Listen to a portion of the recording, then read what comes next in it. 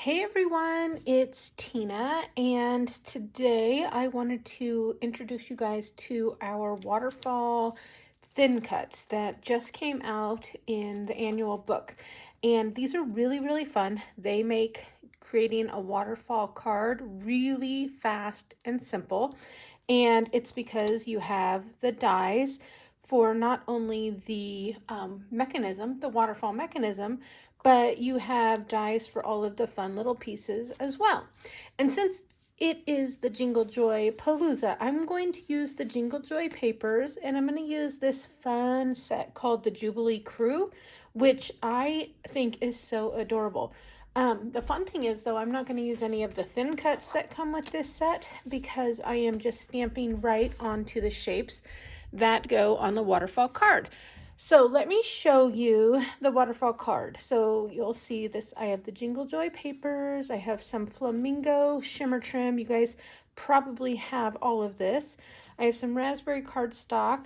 And how a waterfall card works is you pull and it opens and it reveals all these fun little images and a hidden message. Isn't that cool? Okay, so let me show you another one. Here's one I did actually with the Serenity papers, and I did it with these because I believe this will be our next Palooza in January is using these papers.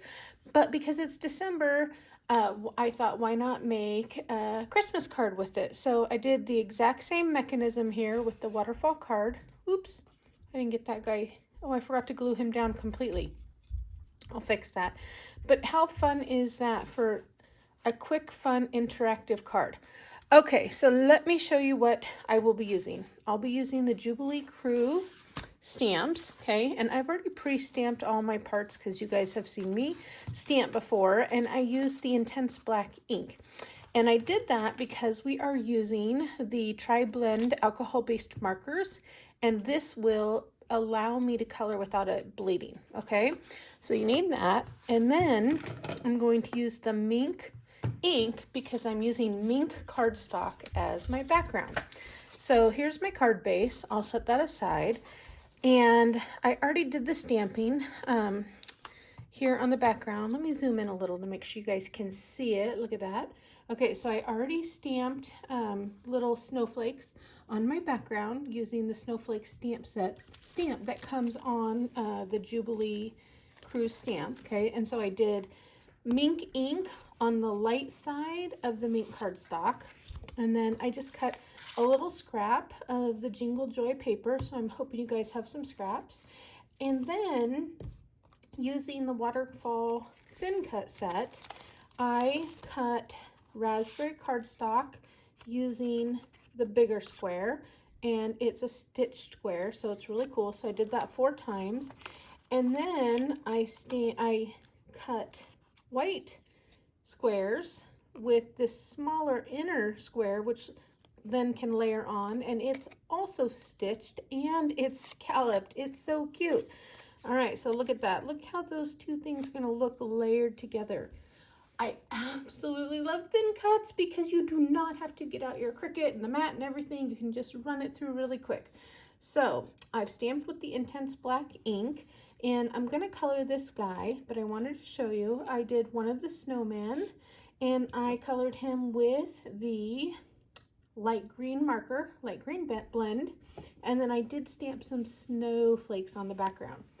And then I did the little snow girl, and I colored her with the bright pinks blend using the light end and the medium end.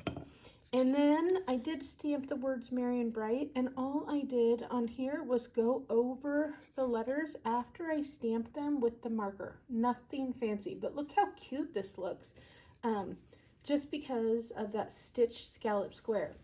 All right, so now here's my little guy.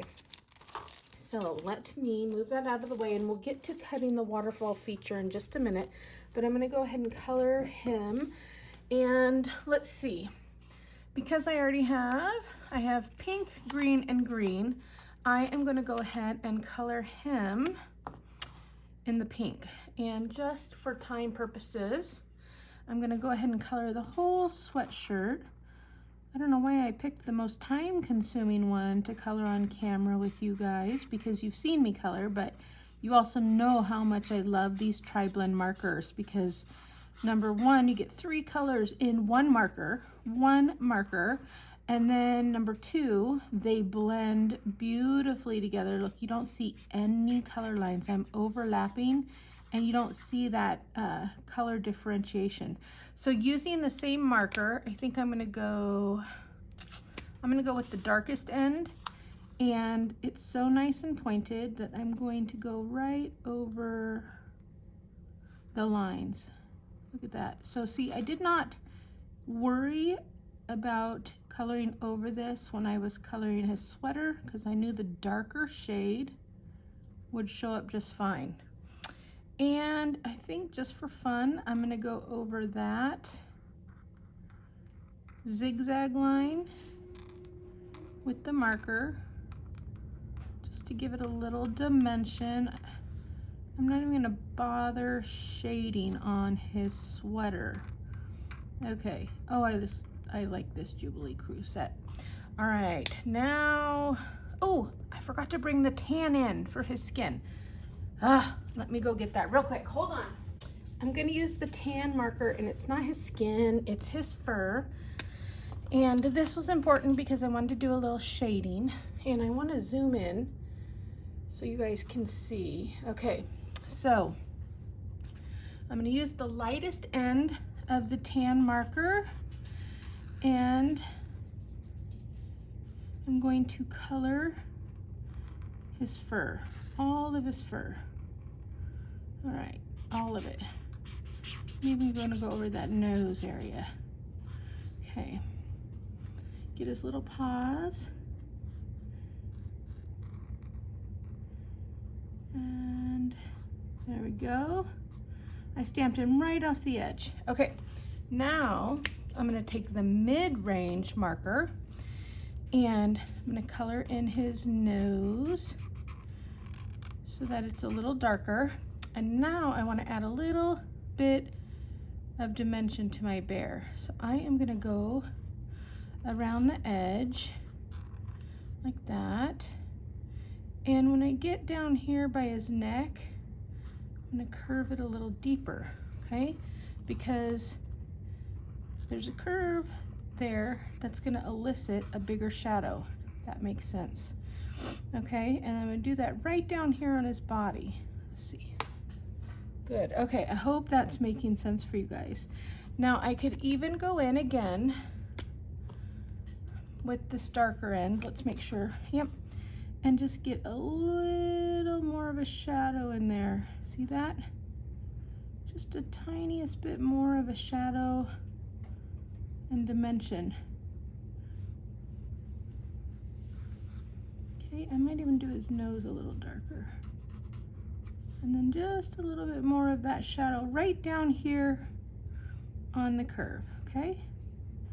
Now, the one last thing I'll do is I'll just go over it again with the lightest end to make sure all those little lines are blended. Okay, so right now he's got to dry, but when he dries, there's going to be a lot of dimension in this little guy. So let me hold it up, see if you guys can kind of see that shading that you get on there with those markers. Cute, right? Okay, I'm running out of time, so let's get to the good stuff. Oops. So here's what we're gonna do. I'm going to build the card, and it's a fairly simple card. Add all my adhesive at once. Okay, I better zoom out a little bit. Okay, add all my adhesive, add them right to my squares. There we go. All right, I'm gonna add, okay, this to my card base. Okay, so here's my card base. I want the snowflakes to be near the top. Okay, and then I cut this at 4 1/4. So that mink piece, or mink piece is 4 by 5 1/4, but this one's gonna go all the way across. There we go. All right, now let's talk about doing the waterfall feature. All right, this is really long, and if you have a cuddle bug, like I have a cuddle bug, let me zoom out. How far out can I zoom? Okay, obviously the plates for the cuddle bug aren't long enough to fit this on, but that is okay. This is your workaround, okay? You are going to lay your thin cut right on your piece of cardstock, and you're gonna grab washi tape. Now, I think I remember Dana having to post what one item do you have in your craft room that you want to use up, and hers was washi tape. So this is a good use for it. All right, so I've got it on, and I'm going to put it on the cutting plate, and then I'm gonna sandwich the top plate, okay? And you're gonna see there's plenty that's gonna hang off that isn't gonna cut the first time, and that is okay. So let me run this through, because it's like when you do a partial die cut. So I am gonna run it forward and then backwards again, because I want to get those score lines real well. I hope I'm not making the camera blurry with all this movement. Okay, then I'm going to take it out and I'm going to turn it around, and I'm simply going to slide the part I didn't cut onto the mat, and because it is washi tape down, it's not sliding around, okay? So the part that didn't get cut is now loaded, and you can check it. You can go, oh, we can pull a little bit more. There we go. And I'm gonna run this through the machine, okay? So if you don't happen to have a machine with longer plates, you can still make this work, okay? I have one with longer plates, and that's what I used, but I wanted to show you a workaround, because I know not everybody has that. All right, so let's look at this. All right, so it's completely cut. Get rid of the plates, get rid of the washi tape. Yeah. Okay. Okay, get rid of my piece. It does curl your thin cut, but that's because it's so long and narrow, right? Narrow little pieces. But this is what you're left with, all right? So this is gonna be your waterfall feature. And so what we're gonna do is we're gonna fold this tab towards us, okay? And this is what is going to allow the mechanism to really work. Then the rest of this, we're gonna fold back on each score line, just backwards, backwards, backwards, okay? So there's 4 of them. And if you want, grab your bone folder, give them a good score. Okay, so we have the mechanism. Now what you're gonna do is fold these flaps back, ta-da! Add a glue dot.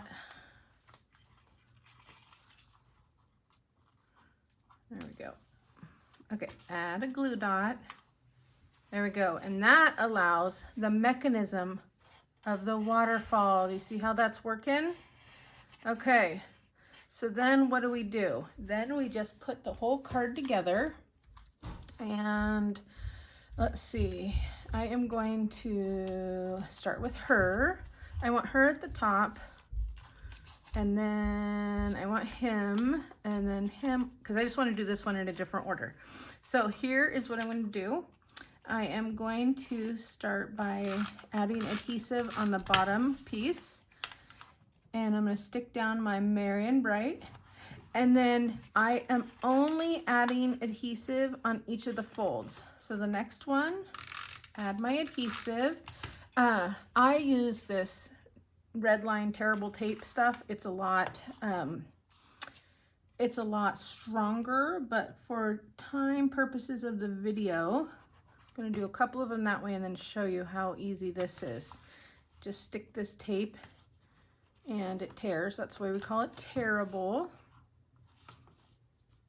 Okay, get that on there. Peel those back. Okay. And then I'm going to add my bear. And then I'm going to add the snowman. So I did this one in a little bit of a different order. Okay, now here's how we attach it to the card. We only add adhesive here, and you want to use something like a red line tape, this score tape, liquid glue, something really, really strong, okay? So before I take that off, let's check it out.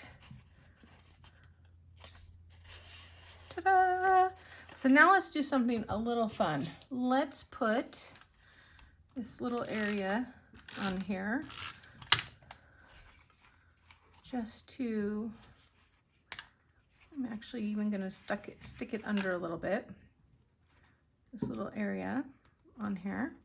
And let's say you wanted to give money, you would want to get removable glue dots, but because I don't have that, and for the sake of the video, I'm just going to use a little Tombow adhesive and not push it down very hard.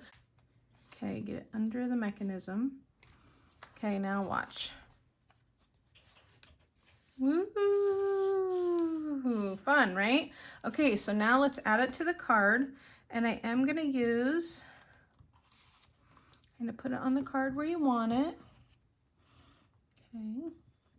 Now, I learned from my friend Erin, if you want to add some kind of fun extra embellishment there and you don't want it to impede with the mechanism, then you want it to only go to the edge of this cardstock.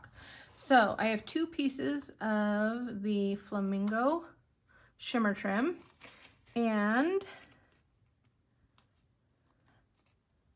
I am going to put one there, trim off the excess. And what I did was I put a little piece of adhesive down on the pad and then set it down so it held this backing, so I was able to peel it off real easily. All right, there we go. Now trim off the excess here. And what we're going to do is cut some of this mink twine, and we're going to make a little pull tab on here. Pull your tail. I'm going to have to trim that a little bit. Well, I'll hole punch it. That's all I'm going to do, is I'm going to hole punch that later, but you'll stick this through and then you'll have a little pull tab, and then look what'll happen when they open the card. They're going to see that they have money in there. And look at that. I decorated the inside. I stamped the wishing you a Merry Christmas on the inside and decorated it just a little bit. So you want to make sure that you get that white piece up there far enough that the money doesn't come all the way out, which is not what I did, because that's why my white piece is too long. So let me show you this card again so you can see. So what I did differently was I put my message on the green piece in there, okay? My message there instead of money, but you could also stick a gift card. And then I added silver stickles to the center of the areas that I stamped little snowflakes, okay? And then let me stick this guy down real good and show you the blue one more time. All right, and then here it is with the Serenity papers and the blue markers just done up in blue colors. How fun is that? And one thing I did a little differently is I outlined them in the gray, including the bear, which gives it, you see that?